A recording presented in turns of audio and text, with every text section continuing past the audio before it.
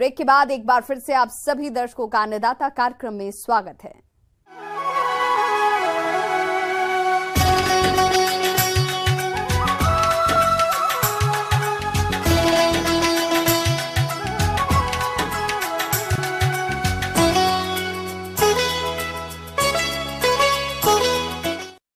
अपने राज्य में हल्दी की खेती दक्षिणी पश्चिमी भाग में की जाती है और हल्दी की खेती करके किसान अच्छी आय भी कमाते हैं। लेकिन आज हम बात कर रहे हैं काली हल्दी के बारे में। तो आप काली हल्दी से अधिक उपज लेने के लिए कौन कौन से कार्यों को करें, इस बारे में जानकारी दे रहे हैं कृषि वैज्ञानिक रविशंकर प्रसाद।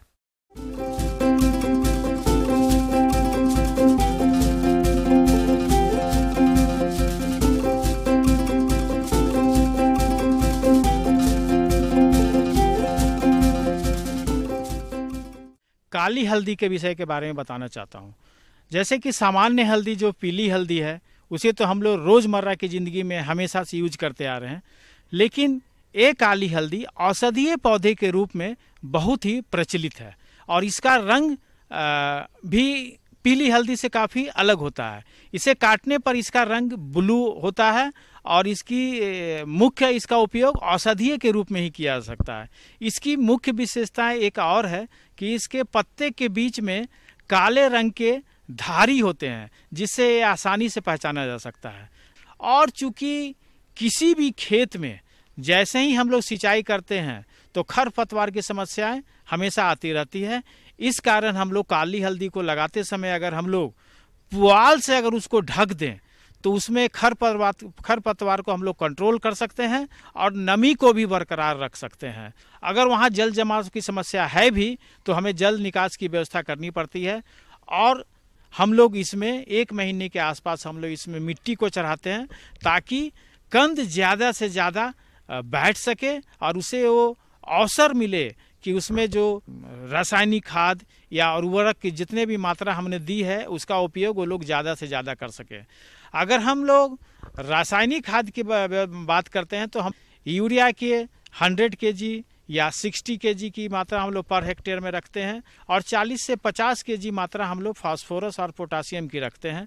लेकिन यूरिया का आधी मात्रा हम लोग शुरुआत में देते हैं और बाकी फास्फोरस और पोटासियम की पूरी मात्रा हम लोग शुरुआत में खेती तैयार करने के पहले दे सकते हैं। हल्दी का प्रकंद विगलन रोग, यह रोग पीथियम नामक फफूंद से होता है। इस रोग के लक्षण पत्तियों के निचली सतह पर दिखाई देते हैं। पत्तियों का किनारा मुरझाया हुआ दिखाई देता है और पत्तियां मुरझाने भी लगती हैं। रोग से ग्रसित पौधे के तने पर गहरे भूरे रंग के जल सित विक्षत या धब्बे दिखाई देते हैं जो तेजी से बढ़ते हैं जिससे पत्तियां सूख जाती हैं। संक्रमण जड़ से राइजोम तक फैलता है जिससे आंतरिक ऊतक विघटित हो जाते हैं और बाहरी त्वचा गलने लगती है। प्रकंदों का चमकीला नारंगी रंग भूरा हो जाता है और सड़े हुए प्रकंद से दुर्गंध आने लगती है। इसी प्रकार पर्णचित्ती रोग का प्रकोप होने पर पत्तियों पर बहुत सारी छोटी छोटी कत्थई रंग की चित्तियां बन जाती हैं। रोग ग्रसित पौधे की पत्तियां पीली पड़ने लगती है और सूख जाती है। इस रोग की रोकथाम के लिए किसान भंडारण से पहले लगभग आधे घंटे के लिए मैनकोजेब 0.3% के साथ बीज प्रकंद का उपचार करें। अगर खड़ी फसल में ये रोग दिखाई दे तो तुरंत मैनकोजेब 2 ग्राम और कार्बनडाइजिम 1 ग्राम का प्रति लीटर पानी की दर से घोल बनाकर पौधों और उसके आसपास क्षेत्रों में ड्रेचिंग करें। हल्दी पत्ती धब्बा रोग की रोकथाम के लिए कॉपर ऑक्सीक्लोराइड 3 ग्राम दवा या मैनकोजेब 2 ग्राम दवा प्रति लीटर पानी में घोलकर छिड़काव करें। इस प्रकार के रोग फसल में आए ही इसके लिए प्रकंदों को उपचारित करके ही बोए। फसल के साथ मक्का या मिर्च की अंतर्वर्तीय खेती करें। 3 वर्षीय सही फसल चक्र को अपनाएं। खेत में अधिक जल जमाव नहीं होने दें। जिन क्षेत्रों में वर्षा का पानी अधिक समय तक जमा होता हो वहां पर उठी हुई क्यारियों में हल्दी की बुआई करें।